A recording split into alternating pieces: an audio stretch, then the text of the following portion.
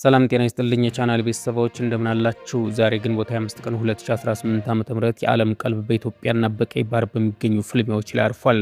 በሀገር ውስጥ በአማራ ክልል ሰሜን ሸዋ ዞን ራያ ቆቦ አካባቢዎች ሌሊቱን ሙሉ የቀጠለው ከባድ የጸጥታ መደፍረስ ምን ደረጃ ላይ ደረሰ? ወደ መቀሌ የሚሄደው ታላቅ የመብራት ታወር መውደም ውስጥ በአካባቢው ላይ ምን አይነት ቀውስ ፈጥሯል? በሌላ በኩል ታዋቂው የዓለም ሚዲያ ሮይተርስ እና ቢቢሲ አልጀዚራ ስለ አፍሪካ ቀንድ አዲስ ዲፕሎማሲያዊ ፍጥጫና ስለ ኢትዮጵያ የወጡት አዳዲስ ሚስጥራዊ ሪፖርቶች ምንድናቸው? ከሁሉም በላይ ደግሞ ዋሽንግተንና ቴህራን በአዲስ መልክ ተፋጠዋል። አሜሪካ በኢራን ላይ የጣለችው አዲስ ማዕቀብና በቀይ ባህር ላይ ያንዣበበው የጦርነት ደመናም በታዳጊ ሀገራት ኢኮኖሚ ላይ ምን አይነት ከባድ ዋጋና ንረት ሊያስከትል እንደሚችል ብሉምበርግ ያስጠነቀቀውን መረጃ ይዘናል። ከሀገር ውስጥ እስከ ዓለም አቀፍ መድረክ የተሰሙትን እጅግ ሞቅ ያሉና ተከታታይ ሰበር መረጃዎችን በሰፊው ይዘን ቀርበናል። አብራችሁን ስትቆዩ እነዚህና ሌሎች ተጨማሪ መረጃዎችንም ታዳምጣላችሁ። ቻናላችንን ሰብስክራይብ፣ ቪዲዮ ላይክ እያደረጋችሁ እስከ መጨረሻው አብራችሁን ቆዩ። በአማራ ክልል ሰሜን ሸዋ ዞን አካባቢ በሚገኙ በርካታ ወረዳዎች፣ ከተሞች ውስጥ በቁጥጥር ስር በሚገኙ የፋኖ አባላት የጸጥታ ኃይሎች መካከል ከፍተኛ የተኩስ ልውውጥና ግጭቶች መቀጠላቸውን የደረሱ መረጃዎች አመልክተዋል።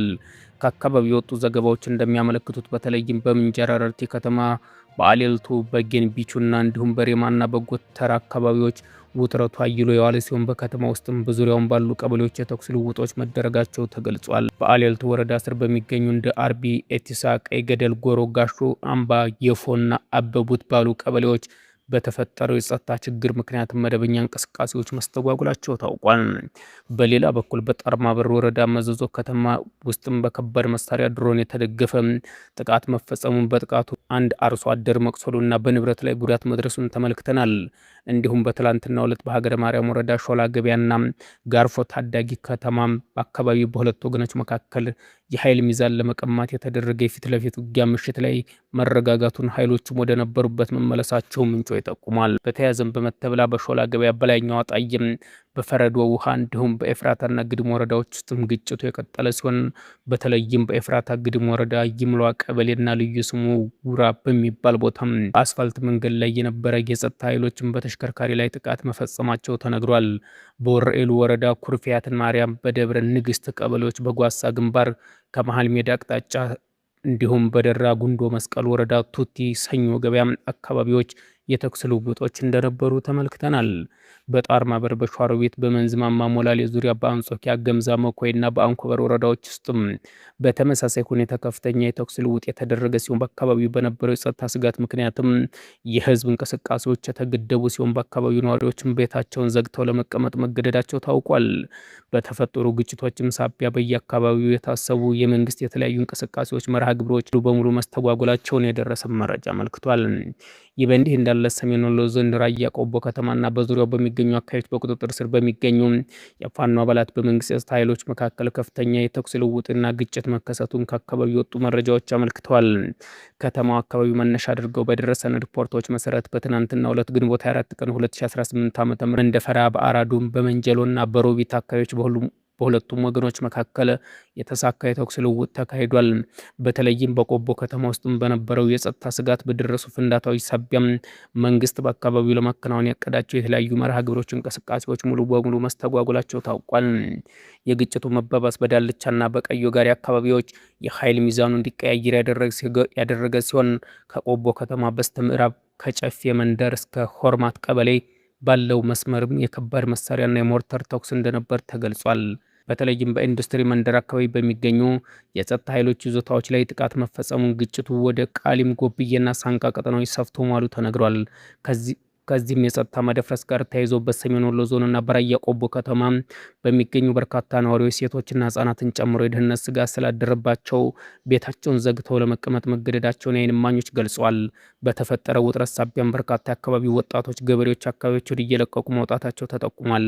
በሌላ በኩልም በሆርማትና በቆቦ ከተማ አቅራቢያ ከሚገኙ ኢንዱስትሪ መንደር አካባቢ ይተኮሱ ከነበሩ ከባድ መሳሪያዎች መካከል በተለምዶ ጎለሽ ሽፈራው መንደር ተብሎ በሚጠራው አካባቢ ወደ መቀሌ በሚሄደው የመብራት ታወር ተመቶ በመጣሉ በንጹሃን ዜጎች በንብረት ላይ ጉዳት ማድረሱ ተረጋግጧል። በአካባቢው ያለው ውጥረት አሁንም በከፍተኛ ሁኔታ እንደቀጠለ ይገኛል።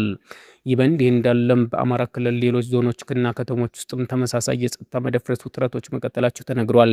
ምዕራብ ምስራቅ ጎጃምና የተለያዩ ወረዳዎች እንዲሁም በጎንደር ቀጠናዎች ውስጥም በሁለቱ ወገኖች መካከልም አልፎ አልፎ የተኩስ ልውውጦች እንደሰሙና ይህም በአካባቢው መደበኛ የንግድ ትራንስፖርት እንቅስቃሴ ላይ ተጽዕኖ ማሳደሩ ተገልጿል።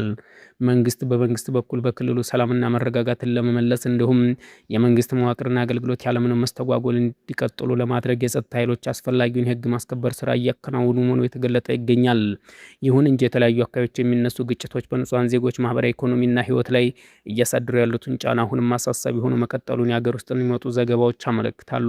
ይህ በእንዲህ እንዳለ እንደ ሮይተርስ፣ አልጀዚራና ቢቢሲ ያሉ የዜና ተቋማት በኢትዮጵያና በአፍሪካ ቀንድ አካባቢ ባለው የጸጥታ ሁኔታ ትኩረታቸውን አድርገዋል። ከተለያዩ አካባቢ የተሰሙ የጸጥታ ስጋቶች መስተጓጎሎች አስመልክቶ በተለይም በአማራ ክልል ስላለው የጸጥታ መደፍረስ፣ ግጭቶችና የመንግስት መዋቅራዊ እንቅስቃሴ መስተጓጎል የሰብአዊ መብት ተሟጋቾችና ቀጠናዊ ተንታኞች ዋቢ በማድረግ ዘገባዎች እየወጡ ነው።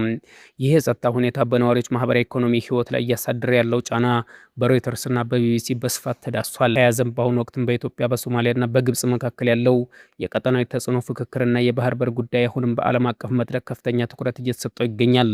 አልጀዚራና አናዶሉ ኤጀንሲ ባወጡት ትንተና ቀጠናው ወደ አዲስ ዲፕሎማሲያዊ ፍጥጫ እንዳያመራ ስጋቶች መኖራቸውን ጠቁሟል። ወደ ሌላኛው አበይት የዓለም ዜና ስንሸጋገር በአሜሪካና በኢራን መካከል ያለው ዲፕሎማሲያዊና ወታደራዊ ውጥረት በአዲስ መልክ ማገርሸቱን ሮይተርስና አክሲዮስ ሲኤንኤን ዘግበዋል። ዋሽንግተን በዛሬው ዕለት ባወጣችው ይፋዊ መግለጫ የኢራን መንግስት በመካከለኛው ምስራቅ ለሚገኙ ታጣቂዎች በተለይም በቀይ ባህር የንግድ መስመር ላይ ጥቃት ለሚሰነዝሩት የየመን ሁቲዎች እንዲሁም በሊባኖስ ለሂዝቦላ የሚሰጠውን የጦር መሳሪያ ቴክኖሎጂ ድጋፍ በአስቸኳይ እንዲያቆም በጥብቅ አስጠንቅቃለች። አሜሪካ በቀይ ባህር ለሚከሰቱት ጥቃቶች ቀጥተኛውን ተጠያቂ በኢራን ላይ እየጣለች ትገኛለች። በተጨማሪም ኢራን የዩራኒየም የማበልጸግ ደረጃዋን ወደ ከፍተኛ ጥራት በማሳደጓም አሳሳቢ ደረጃ ላይ መድረሱን የገለጸው ዋይት ሀውስ በኢራን የነዳጅ ንግድና የድሮን ማምረቻ ኢንዱስትሪዎች ላይ ያነጣጠሩ ተጨማሪ አዳዲስ ኢኮኖሚ ማዕቀቦች መጣሉን አስታውቋል። አሜሪካ ከባህረ ሰላጤው ሀገራት ከእስራኤል ጋር በመሆን ይህንን ስጋት ለመግታት ወታደራዊ ዲፕሎማሲ ዝግጅታቸውን እያጠናከሩ መሆኑ ተገልጿል። በመካከለኛው ምስራቅ የእስራኤልና የጋዛ እንዲሁም የሊባኖስ ፍጥጫ በተመለከተም በአሜሪካና በአረብ ሀገራት አደራዳሪነት የተጀመረው የተኩስ አቁምና ዲፕሎማሲያዊ ጥረት አሁንም ከፍተኛ ውጥረት ውስጥ መሆኑን አክሲዮስና ሲኤንኤን ዘግቧል። በሊባኖስ ድንበር አካባቢ ወታደራዊ ፍጥጫ ወደ ሰፊ ቀጠናዊ ጦርነት እንዳያመራ ስጋቶች ጨምረዋል። በሌላ በኩል በቀይ ባህር አካባቢ ባለው የጸጥታ ስጋት ምክንያትም የዓለም የትራንስፖርት ዋጋ መጨመሩ በታዳጊ ሀገራት ኢኮኖሚ ላይ ዋጋ ንረት እያስከተለ መሆኑን ብሉምበርግ የዘገበ ሲሆን ዘኢኮኖሚስት መጽሔት በበኩሉ የዓለምን የንግድ ስምምነቶችና የኃይል አቅርቦት ሽግግር እያጋጠመው ስላለው መዋቅራዊ ለውጥ ጥልቅ ትንተና ይዞ ወጥቷል። በማጠቃለያችም የሩሲያና ዩክሬን ጦርነት ስንመለከት ምዕራባውያን ሀገራት ለዩክሬን የሚሰጡትን የረጅም ርቀት መሳሪያ አጠቃቀም አስመልክቶ የሰጡት አዲስ ፍቃድ በሩሲያ በኩል ከባድ ማስጠንቀቂያ ያስከተለ መሆኑን የቴሌግራፍና የሮይተርስ የዛሬ ዘገባዎች ያሳያሉ። ይህ በኔቶና በሩሲያ መካከል ያለው ቀጥተኛ ፍጥጫ ወደ ከፍተኛ ደረጃ አሸጋግሮታል። የቻናላችን ቤተሰቦች ለሰዓቱ የነበረን አጭር መረጃ ይህን ይመስል ነበር። ከቆይታ በኋላ በሌላ መረጃ እስከምንገናኝ መልካም ጊዜ ይሁንላችሁ።